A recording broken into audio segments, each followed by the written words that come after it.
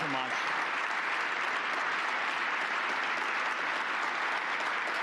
Thank you very much.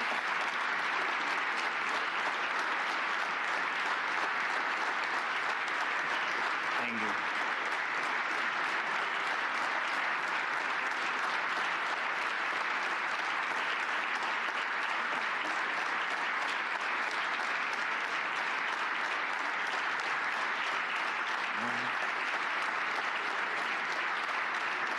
Thank you very much. Thank you so much. Thank you for your word. Thank you for your support. Thank you for your invitation. Dear ladies and gentlemen, at the start of conference, every country usually shares its stance, priorities, whether officially, openly, or through informal talks with journalists, with partners. And this year, a country that was not even invited still made its presence known. A country that everyone talks about here, not in a good way. The night before Munich this year, a Russian attack drone struck the sarcophagus covering the ruined fourth reactor of the Chernobyl nuclear power plant. It was a modified Shahid drone, Russian drone, a technology passed on to Russia. Its warhead carried at least 50 kilograms of explosives.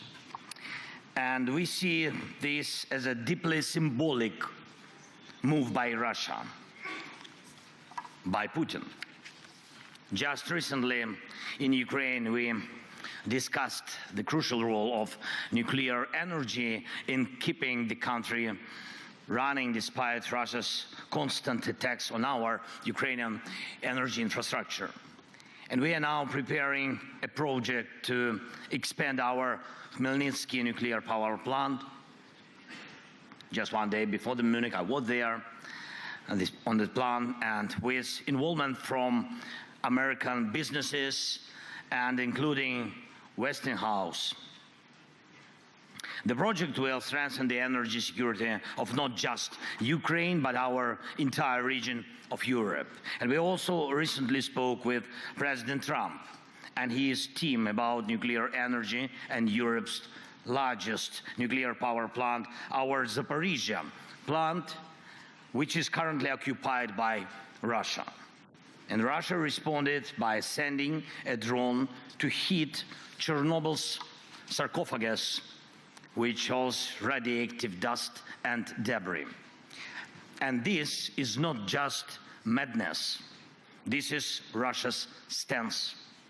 A country that launches such attacks does not want peace.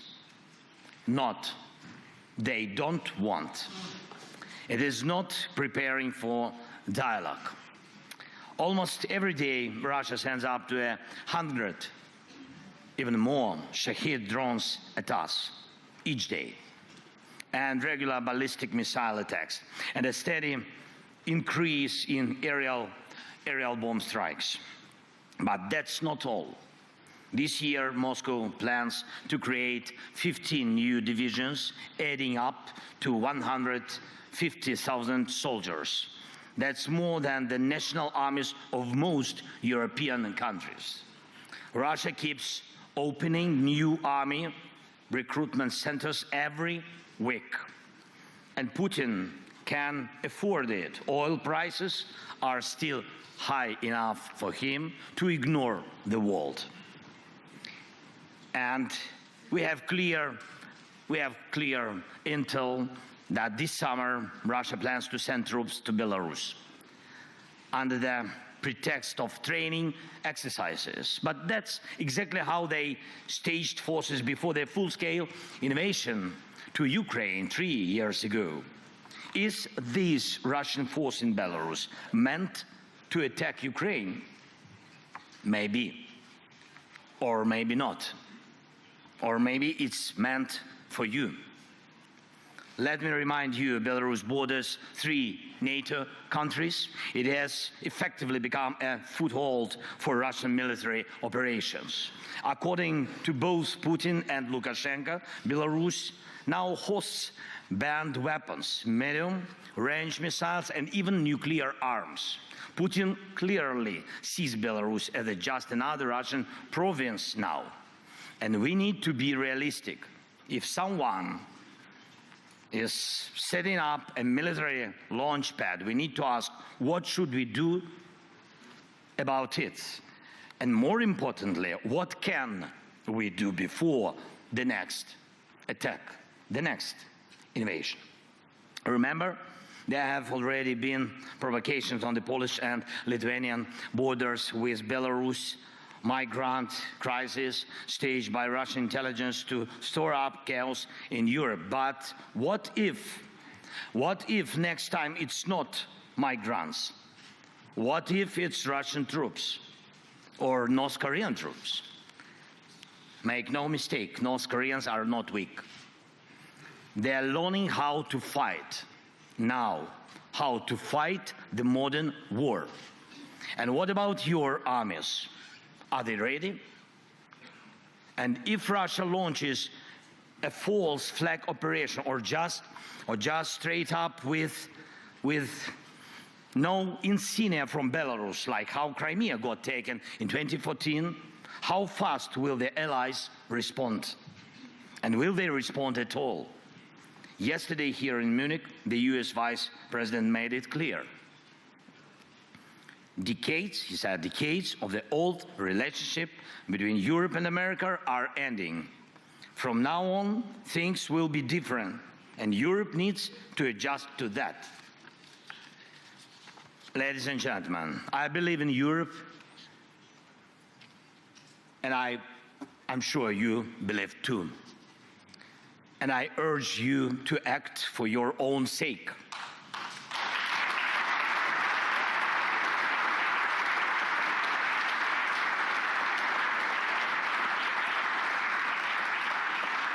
And for the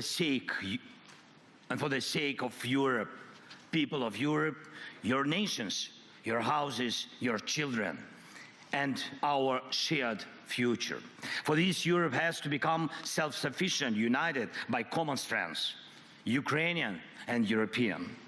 Right now, Ukraine's army, supported by global aid, thank you so much, is holding back Russia. But if not us, then who will stop them? Really? Let's be honest, now we can't rule out the possibility that America might say no to Europe on issues that threaten it. Many leaders have talked about Europe that needs its own military, an army of Europe. And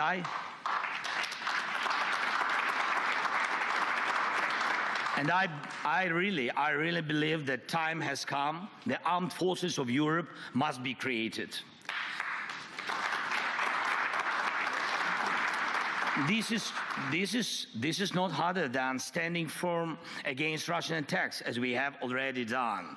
But this is not just about increasing defense spending as a GDP ratio. Money is needed, of course, yes, but money alone will not stop an enemy assault. People and weapons don't come for free. But again, it's not just about budgets. It's about people realizing the need to defend their own home.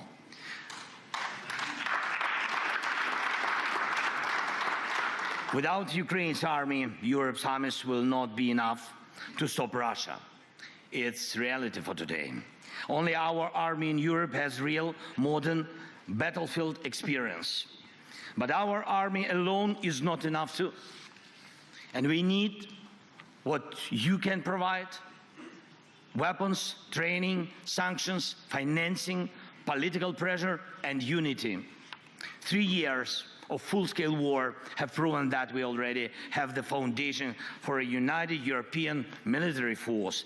And now, as we fight this war and lay the groundwork for peace and security, we must build the armed forces of Europe so that Europe's future depends only on Europeans, and decisions about Europe are made in Europe.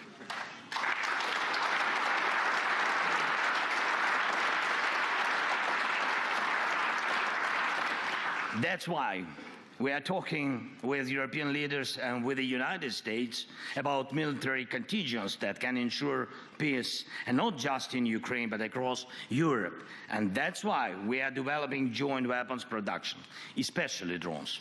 Especially the Danish model, for example, of pooled investments for arms production in our country is already working well, very successful. Last year alone, thanks to Ukrainian and partners' efforts, we produced over 1.5 million drones of various types. Ukraine is now the world leader in drone warfare. This is our success, but it's also your success, of course. And everything we build for our own defense in Ukraine also strengthens your security. And the same should apply to artillery, air defense, technologies, and armored vehicles. Everything needed to protect lives in modern war should be produced in Europe fully. Europe has everything it takes.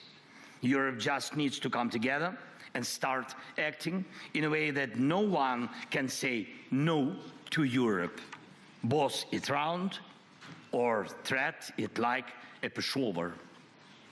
This isn't just about stockpiling weapons. It's about jobs, technological leadership, and economic strength for Europe. Last fall, in my victory plan, I proposed replacing part of the US military presence in Europe with Ukrainian forces if Ukraine is in NATO, of course. If the Americans themselves decide to go that way, decreasing their presence, it's not good. Of course, it's very dangerous, but we all in Europe need to be ready. And I started discussing this even before the US elections because I could see where American policy was heading. But America needs to see where Europe is heading. And this direction of European policy shouldn't just be promising, it should make America want to stand with a strong Europe. This is absolutely possible, I'm sure of it. And we must shape that course. Europe must decide its own future. We need confidence in our own strengths so that others have no choice but to respect Europe's power. And without a European army, that is impossible. Once again, Europe needs its own armed forces. And I know Mark Rutte, my good friend, is listening to me right now. And Mark, my friend, this isn't about replacing the alliance. This is about making Europe's contribution to our partnership equal to America's. And we need the same approach when it comes to diplomacy, working together for peace. Ukraine will never accept deals made behind our backs without our involvement.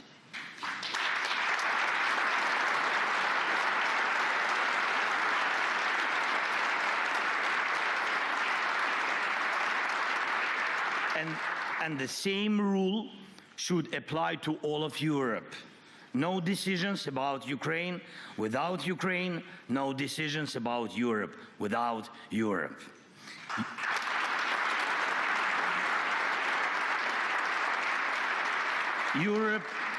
Europe must have a seat at the table when decisions about Europe are being made. Anything else is zero. If we are left out of negotiations about our own future, then we all lose. Look at what Putin is trying to do now. This is his game. Putin wants one-on-one talks with America. just like before the war, when they met in Switzerland and looked like to carve up the world. Next, Putin will try to get the US president standing on Red Square on May 9th this year, not as a respected leader, but as a prop in his own performance. We don't need that. We need real success. We need real peace.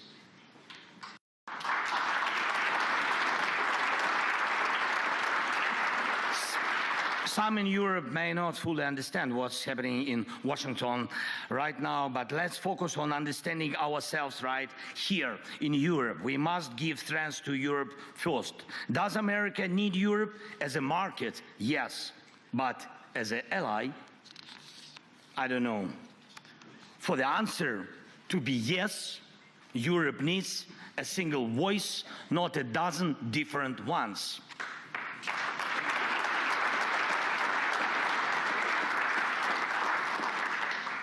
Even those who regularly come to Mar-a-Lago need to be a part of a strong Europe, because President Trump doesn't like weak friends.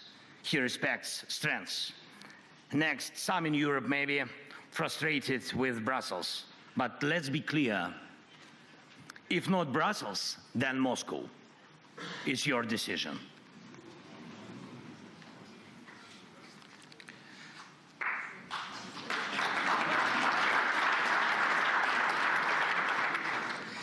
That's geopolitics. That's history. Moscow will pull Europe apart if we, as Europeans, don't trust each other. A few days ago, President Trump told me about his conversation with Putin. Not once did he mention that America needs Europe at the table. That says a lot.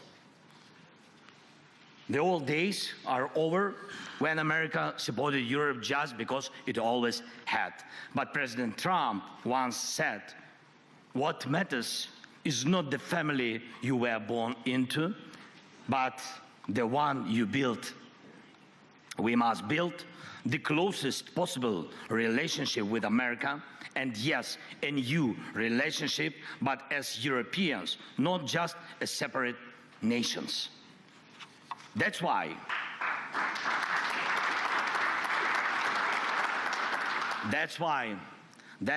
we need a unified foreign policy, a coordinated diplomacy, the foreign policy of common Europe, and let the end of this war be our first shared success in this new reality. And we are already working to make sure that on February 24th, the third anniversary of Russia's full-scale invasion, we can gather together in Kyiv and online.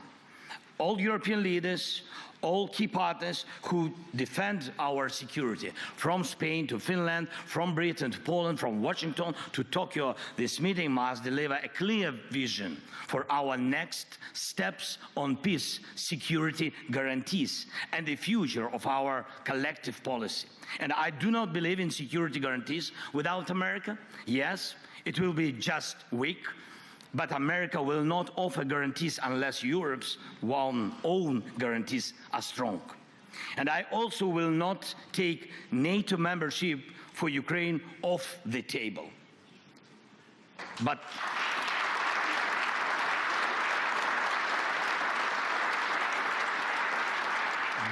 right now, the most influential member of NATO seems to be Putin, because his whims have the power to block NATO decisions.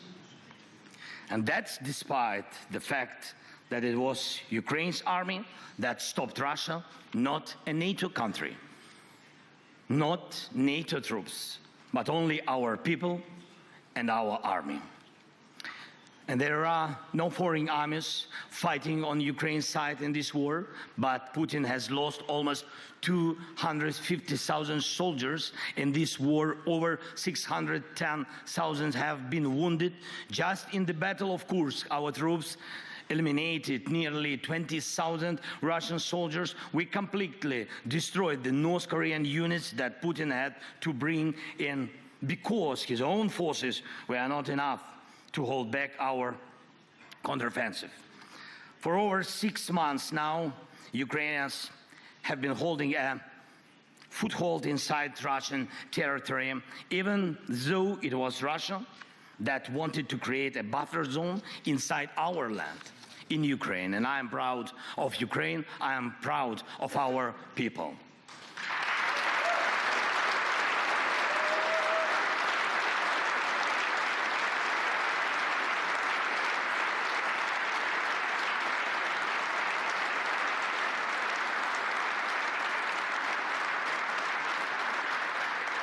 But now I ask you, each of you, to honestly answer this question.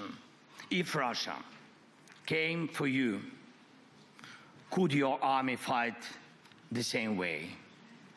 I don't want anyone to ever have to find out, God forbid. That's why we are talking about security guarantees. And that's why we believe that the core of any security guarantees for Ukraine must be NATO membership. Or if not that, then conditions that allow us to build another NATO right here in Ukraine. Because at some point there will be a border between war and peace. Where that border is drawn and how strong it is up to us. My proposal, Ukraine's eastern border, Belarus eastern border, the eastern borders of the Baltic states, Finland's eastern border, that is the strongest security line for all of us in Europe because that is the line of international law.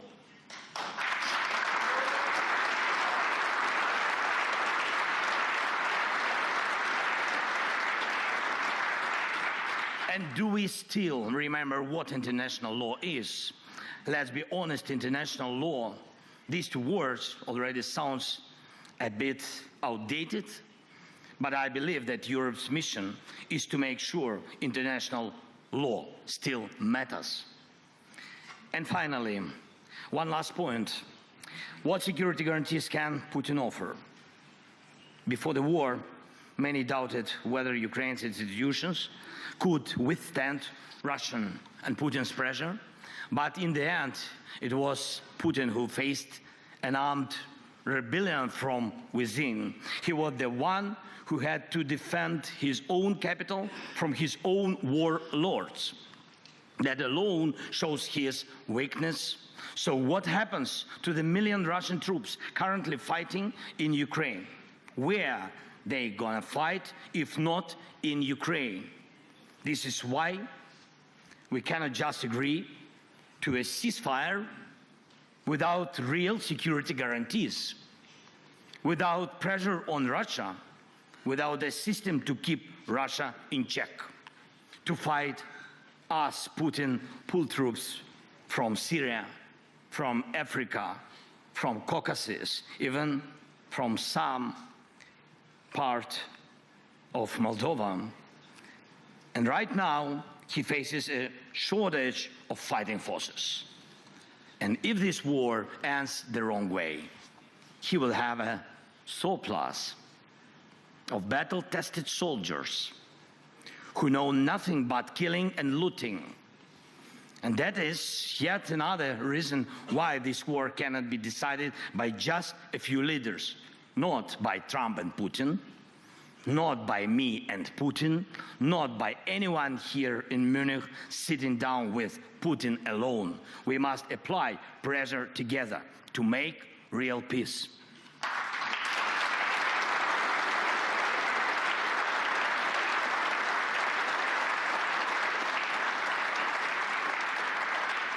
Putin cannot offer real security guarantees, not just because he is a liar, but because Russia, in its current state, needs war to hold power together. And the world must be protected from that. So, first, the armed forces of Europe is an upgrade to NATO. Second, a common European foreign policy. Third, a level of European cooperation that Washington has to take seriously. Fourth, international law. And fifth, keeping all pressure on Russia, because that the pressure is what guarantees peace, not Putin's words, not just some papers. Putin lies. He is predictable and he is weak. We must use that now, not later. And we must act as Europe, not as a bunch of separate people. So some say that the new year comes not on January 1st, but with Munich Security Conference. This new year starts now, and let it be the year of Europe, united, strong, security, and in peace. Peace for Ukraine, peace for Europe, peace for all the world, for all your families. Thank you so much. Slava Ukraini!